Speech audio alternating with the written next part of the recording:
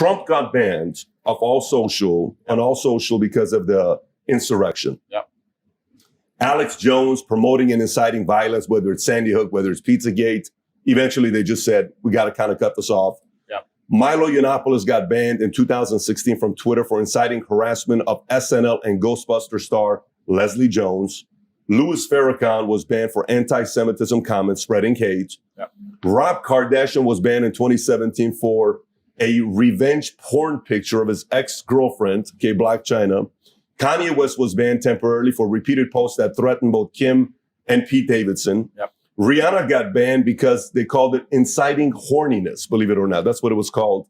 And for posting a topless photo of herself. Then she later on came back on. Rose McGowan got banned in 2017 off Twitter for calling out Ben Affleck for his business relationship with Harvey Weinstein, and that lasted 12 hours. Chelsea Handler in 2014 for posting a nude picture. Many were upset when she did that, but she did post it.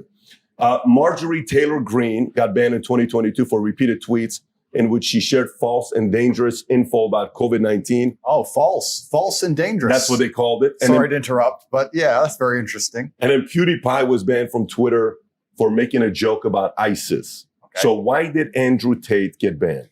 They did not tell me. They did not send me an email, no correspondence. I certainly didn't break terms of service. I guess that's why they couldn't send me an email.